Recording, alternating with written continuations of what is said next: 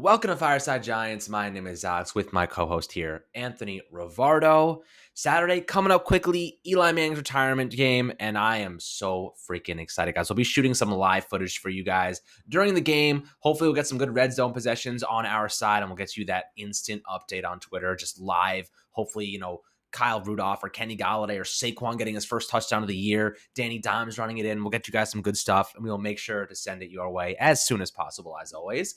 But today we got some good news. We got some stuff to talk about. Evan Engram potentially returning, a fan voicemails segment, and talking about some of what you guys are thinking, how you guys are feeling towards this game, and some animosity toward maybe the offensive line and whatnot. So there's some good stuff to talk about today. But I first want to start off with the injury report. Before we dive into that, though, Anthony, how are you doing today, my friend?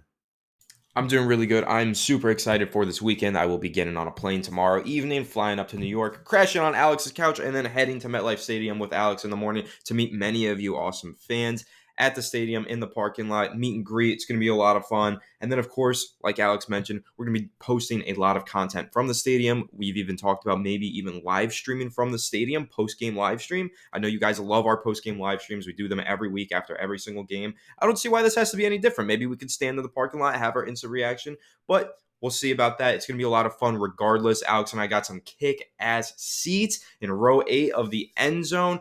I love end zone seats. I love the Giants. I'm excited. I love Eli Manning. Can't wait to watch him get inducted into the Ring of Honor. When they take the banner off and show his name in the Ring of Honor, I might shed some tears of excitement and joy. And it's going to be a bittersweet feeling knowing, Eli is not with the team anymore, but he's still an amazing character who meant so much to this organization. And finally, we are immortalizing him in Giants history in this way. So I'm very excited for that. Of course, it's a winnable opponent, so hopefully the Giants can go out there and get a win for Eli. But we do have a lot to discuss today in terms of the injury report and other topics. So, Alex, let's dive right in.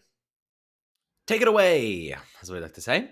And yes, very excited for all these things that Anthony mentioned. And even more so, the offense might finally have all their weapons this Sunday. And that's the first time we've been able to say that in quite a while, right? Last year, Saquon gone week 2. Evan Ingram's been dealing with injuries in and out here and there. Sterling Shepard also misses some games every now and then, but he's been healthy. I'm really, really excited to see him having a career year so far. Hopefully he can continue that against a really, really bad Falcons defense, who's missing a couple guys, which we'll talk about in a little bit. But overall, so far, questionable guys, Kenny Golladay and Evan Engram. Active, Kadarius Toney had an ankle issue, but he's completely good to go. He's not even on the injury report. Saquon Barkley, for the first time, isn't on the injury report today. That's a huge step forward in his rehabilitation with that knee injury, and we're hoping that he can really put his best foot forward this weekend and really show that Falcons defense why he's one of the best running backs in the National Football League. But Anthony, let's take a look at Kenny Golladay. Let's take a look at Evan Engram. Those significant issues that they've been dealing with. Of course, Kenny Golladay with the hamstring issue now turned into a hip issue. He was not practicing yesterday, a little bit of load management to make sure that he was good to go for Friday's practice. And apparently today he's been running around, doing some good stuff, running routes and moving around pretty crisply. So really good sign there. I'm pretty confident he's going to play. He'll be just fine. Hopefully, that's a good sign that his hip injury is not that big of a deal if he's been moving around pretty crisply there. So that's a good sign. Evan Engram, the calf injury he suffered against the Patriots in the final preseason game, been working his way back diligently, said he feels good enough to go, also on the questionable designation. So, Anthony, what does it mean to get Evan Engram back? Because we know what Kenny Golladay can do. We would like to see Daniel Jones put more air behind those balls. Pause. I get it. Laugh at me. I'm just taking the punches at this point. We know what Kenny Golladay can do. We know he's good at possession receiver. We want Daniel Jones to get him the opportunity, give him the opportunity to catch those balls 50-50 and whatnot. So I'm excited to see what he can do, but we really need that combination, that chemistry between those two guys to keep going and keep building. But Evan Engram, what has it meant to not have Evan Engram the first 2 games of the season? The lack of athleticism at the tight end position has been glaring. The influence blocks of Kyle Rudolph have not done quite a lot when it comes to those jet sweeps that we like to run. Not much there. Kadarius Toney got blown up by Von Miller in the first one they tried, and then Sterling Shepard got blown up again last week by Montez Sweat on the same exact play. Influence blocks not working when it comes to great pass rushers and awful blocking tight ends, and also just awful schematics. Obviously, if you're running that play twice and both times Kyle Rudolph doesn't block someone, it's pretty clear to me that Jason Garrett probably schemed him not to be blocking anybody. So I think, you don't make that same mistake twice, especially against good pass rushers. But what does it mean for Evan Engram to be back involved if he is able to play this week, which I think he will be? Anthony, do you think you'll see a lot more, some less Caden Smith, maybe the same amount of Caden Smith, less Kyle Rudolph, some more 12 personnel? What kind of routes do you think they'll start to work in there, and how do you think it'll open up the offense for the rest of our playmakers? Yeah, I think we're going to see plenty of 12 personnel, two tight end sets still. They were running a lot of them anyway with Evan Engram out. I saw a lot of sets where you had Kyle Rudolph and Caden Smith on the field at the same time. I expect it now to be Evan Engram and Kyle Rudolph on the field at the same time, even though I think Alex and I agree it should probably be Evan Engram and Caden Smith on the field rather than Kyle Rudolph. I've been impressed with the way Caden Smith was playing, but also I don't expect Evan Engram to just be injected back into the starting lineup and start playing 75% of snaps. I feel like he's going to get slowly worked in, probably more slowly than they even worked in Saquon Barkley. Saquon Barkley came in and took the majority of handoffs in week one.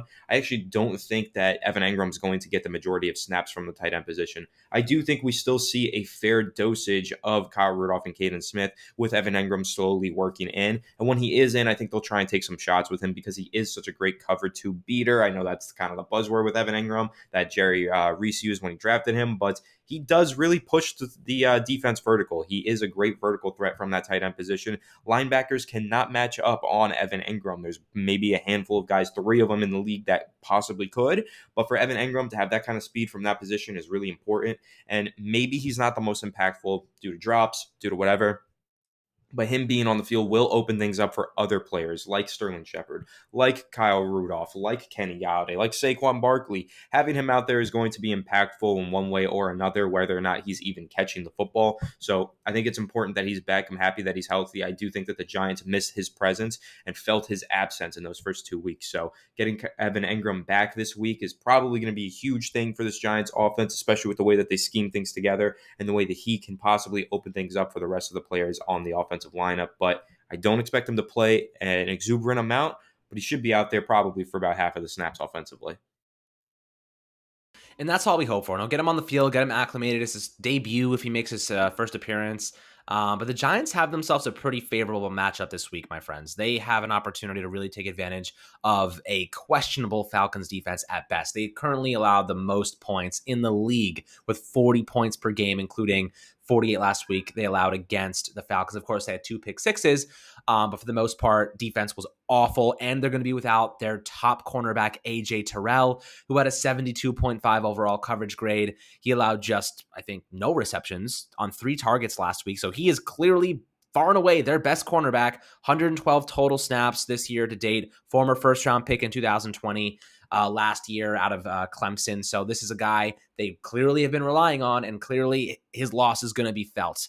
Not good for the Falcons, who are now down another piece on defense, and they already have one of the worst defenses in the league. This is a game where the Giants can reset the clock, in my opinion, Anthony. This is a game where they can put their best foot forward. I'm starting Daniel Jones in fantasy this week. He's going to run all over them, man. He's going to be passing the ball. We're going to see a good opportunity for this team to really get going, put their best foot forward, build some momentum, put the scheme together, have a good game. And I think this is where the Giants reset the clock, because as Joe Judge said entering the season, September is an extension of the preseason. I hate that concept. I despise him ever saying that, because when you go into the regular season, you don't want to be playing like you're in the preseason. That logic makes no sense to me. But aside from that, I think this is where Joe Judge really sees this team turning around right now, getting off to a good start against the Falcons. The Giants, of course, are -3 in this game, so they're expected to win. I'm going to take the over on that because I think that they're going to destroy this Falcons defense. And the Falcons offense, Matt Ryan is a good quarterback, but his arm is toast, bro. His arm is toasted. I saw him trying to make a 50-yard throw last week to Calvin Ridley, and he underthrew it by maybe like 5 to 10 yards. Like, he had to slow up. It was incomplete. He does not have the ability to throw deep balls anymore unless you have a blown coverage. So I think, they're going to be working a lot underneath, a lot of intermediate routes. The Giants can really stop those, get after him, hopefully have a good pass rush. When they have a bad offensive line to begin with. This team is going to do really well this weekend. Reset the clock, get it going, Anthony. What do you think about that concept? The Giants really putting everything behind them, leave those 2 games. If you watch Ted Lasso, great show on Apple TV. Really good, takeaway and metaphors from that show, that you don't really, sometimes you have to forget about those losses, because if you lose the first 2 games and you win the next 10, no one's going to forget. No one's going to remember those first 2 losses. I'm not saying the Giants are going to do that. They're far away from accomplishing that type of goal. But the reality is like, we have to think positive now. I'm not going to go the rest of the season feeling like a negative Nancy and being really pessimistic, because at the end of the day, I will kill myself if we get that negative. I cannot handle that type of stress in my life. So we're going to remain positive. Let's reset the clock, Anthony. Do you think it's possible that this is the game to do it? Yeah, I do think it's possible, especially considering the favorable matchup that we have. Maybe it's not favorable because the Giants are 0-2 and so is Atlanta, but Atlanta has given up an average of over 40 points per game. So if there is a get-right game for the Giants offense, it's this game.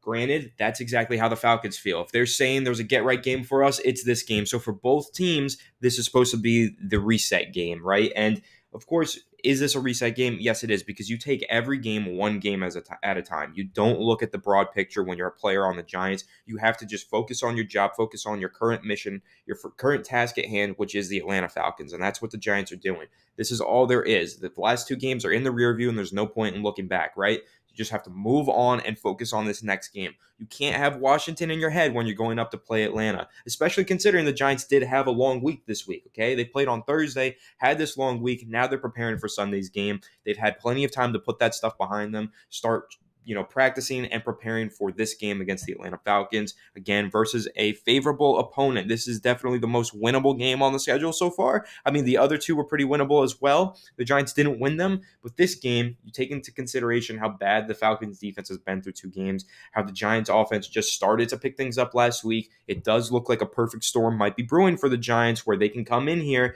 or at least perfect storm for the Falcons, but the Giants can come in here, coming off of a solid offensive performance last week, go up against another bad defense, string together 2 good offensive performances in a row, and hopefully this time the defense can give them some help and they can pull out a victory. Of course, Matt Ryan threw 2 pick sixes last week, so you got to keep that in mind as well for the defense. They can have their bounce back game this week. But again, the Falcons are thinking the exact same thing. We've had a couple of bad games to start the season.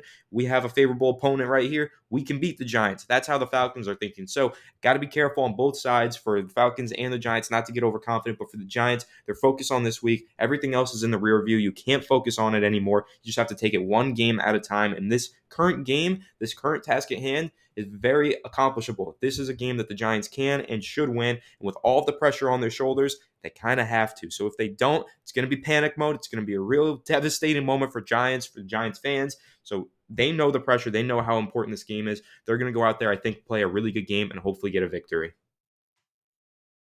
That's what we hope for, man. We hope the defense steps up. The Falcons will also be without Frank Darby and Russell Gage, 2 wide receivers. So, again, they're dealing with some injuries of their own. A couple of influential impact players out for this game. The Giants have an opportunity to reset the clock, and hopefully they can do that.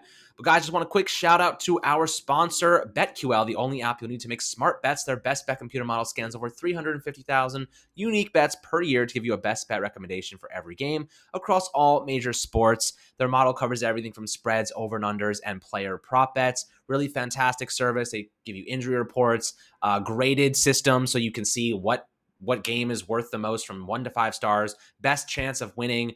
They have money line, spread, sharp data. You can go to the App Store or Google Play Store to download BetQL app right now. You can also head to try.betql.co/fireside to get started. Enter the discount code FIRESIDE at payment checkout for 25% off any of their subscription offerings.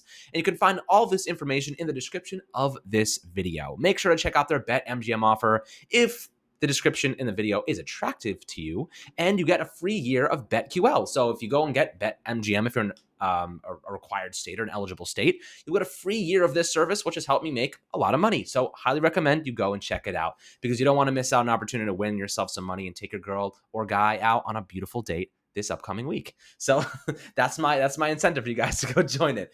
But guys, we want to jump into a fan mailbag section. We have a couple voicemails we want to play, and some good emotions toward this team, some positive, some negative, mostly negative. We're going to do 3 voicemails for you. And hopefully next week you guys will tune in again for another voicemail session. We want to get back involved with those to give you guys the best of your voices, because I think you guys are a big portion of this fan base that we've created here, and we want you guys to be involved and have your voices heard, and we think it's super important. So keep sending those voicemails, and we'll get you guys involved as much as humanly possible. We'll jump right over that right now. What's up, Fireside Giants? It's Michael McVay. Love the video. Heard you guys are going to be at the Atlanta Falcon games. I won't be able to be there, but let's kick the shit out of these guys, get that first win. And Rivardo, I know you love peanut butter. I got a big pallet of peanut butter signed by Eli Manning with your name on it when you get to the parking lot, buddy. All right, let's go G-Men. Let's go Big Blue. My man, �Mike. Much love for the voicemail. And yes, let's kick the shit out of the Falcons. How about that? Let's kick the freaking shit out of the Falcons. Reset the clock. Let's get the season going on a positive note. And we can stop being depressed every week and waking up on Monday mornings feeling like work is just another day in the life of a Giants fan, because I'm tired of being depressed on Mondays, man. I want to be happy. I want to get excited with you guys and have some fun. But unfortunately, you won't be able to make this game. But again, we're going to have a good time. We'll be posting videos. We'll be with you in spirit. And hopefully we can get this win for Eli. Anthony, what are you thinking about Mike's voicemail? I'm thinking it's pretty funny. I hate peanut butter with like a strong passion. I must have said this at some point on this podcast. Really don't remember saying it, but I must have said it because I think that you're joking with me because I hate peanut butter. Anybody listening to this that's confused as to why he's offered me a signed bottle of peanut butter, it's because I hate peanut butter. The smell of it grosses me out. I feel nauseous whenever I hear it. So I don't know, man. Kind of a bizarre thing. Wasn't expecting that. I thought you were going to, kind of just talk about the Giants. And then I heard that. Kind of caught me by surprise. Very funny, though. And of course, yeah, let's kick the shit out of the Falcons. I'm really excited for this game. Wish you could be there. We would have loved to meet you. We might go to another game later on in the season. I think there's one in December that we're thinking about going to. So hopefully you can make that one. If not, there will be plenty of opportunities in the future. We'll be doing plenty of meet and greets. So, of course, yes, go Giants. Thank you for the voicemail. That was awesome. And I actually will have to politely decline that bottle of peanut butter on Sunday. Yes, my name is Raphael Roman. I am a huge Giant fan. And, I will say congratulations to Eli Manning, his farewell of retirement. And, I want the Giants to win because,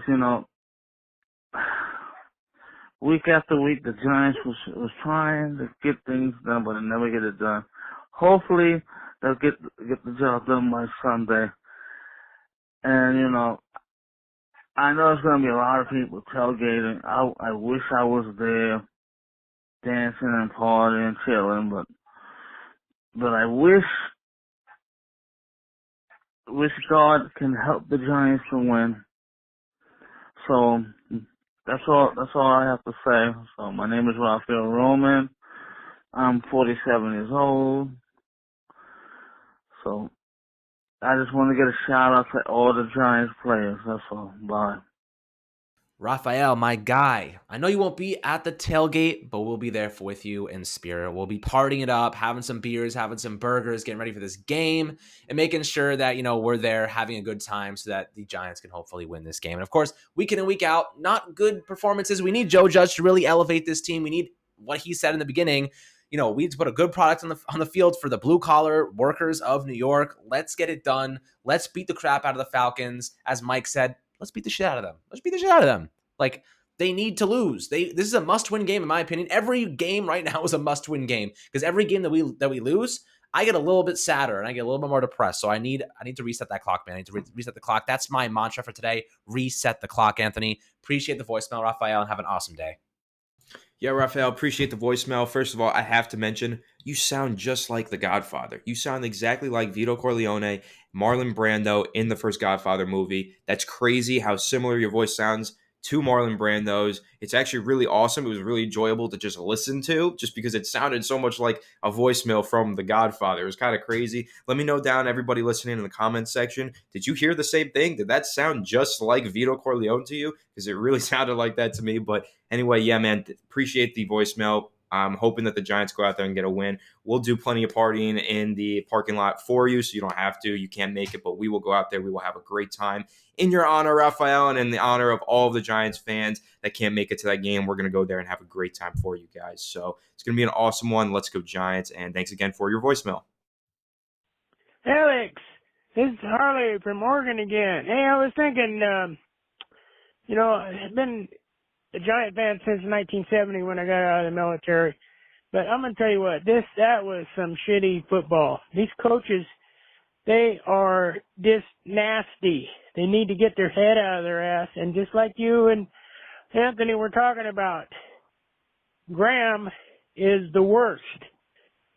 You got something that's working, you might modify it a little bit to kind of cover up some schemes, but basically you're running the same thing. And then maybe they should bring up David Stills and get rid of some of these jokers like the guy that dropped a touchdown in the end zone, Slayton, and then maybe bring on the kid they got from Pittsburgh and get rid of X-Man. The reason, a lot of the problems over the years that the Giants have is they hang on to these stupid players that they think that they're going to get something out of, and they never do. Perfect example, Jerry Reese drafted a tight end years ago, said he was just like JPP. Turned out he didn't do crap. For 4 years, they hung on to him and paid him, and he didn't do nothing. So, I know everybody's frustrated, but like I always say, and I learned from coaching, no matter what you think, the sun's going to come up and it's go down every night and every day. So, don't get heart attacks over it, because there's nothing you can do except for root and bitch and moan like all of us do on everything in life. So, hang in there. Relax, and think of a good woman. All right, have a nice day, and better things are ahead. Count on it. Bye. Harley, my man, old timer coming in with the wisdom. And when you're down in the dumps, when you're feeling sad and feeling angry, think of a good woman. As Harley says, listen to Harley, think of a good woman. That's all you need to get over this Giants pessimism and losing and pain. Think of a good woman. That's all it takes. And if you're a woman, think of a good man. I love it, Harley. Really appreciate the voicemail, man. I totally hear you. I feel you too. We've been going through it. You know, everyone's bitching and moaning and everyone's feeling down. But at the end of the day, sun always goes down. Sun always comes up. It's another day. We got to turn this thing around, reset the clock, as I keep to say. Mantra of the day, reset the clock. Let's go Giants. Hopefully we can get this win. And I know a lot of people need it, especially us, Harley. So I really appreciate the voicemail. And thank you for making Anthony and I laugh a little bit. Really, really love the special touch there. Yeah, I got a great laugh out of that. Next time I'm feeling down, I will think of a woman.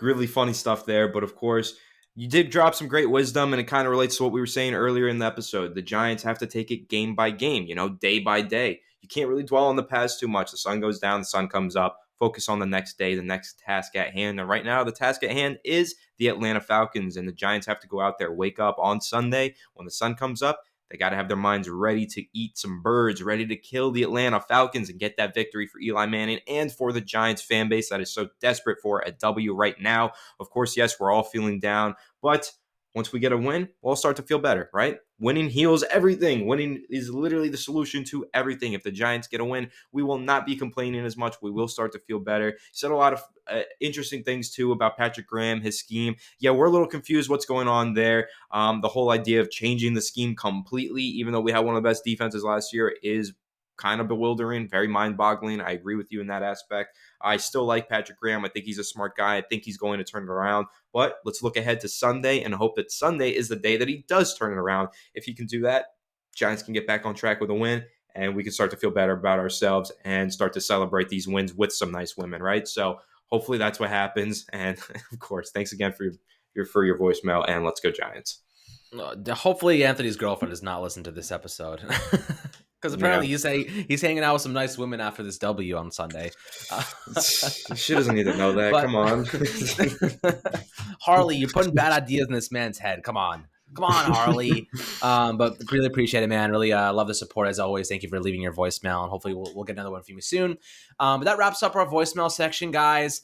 Once again, thank you to our sponsor, BetQL, the only app you'll need to beat your sportsbook. Find their information along with a 25% off discount code in the description of this video. And also check out the special BetMGM offer in the description, or to receive a free year of BetQL and the other sportsbook sign-up offers and bonuses. Also, make sure to subscribe below on Apple, Spotify, and YouTube, my friends. Really hope to see some of you guys on Sunday. We'll be bouncing around, hitting some tailgates, tossing the pigskin, talking some ball, having some burgers, having some beers, and enjoying what hopes to be a great Eli Manning jersey retirement and victory.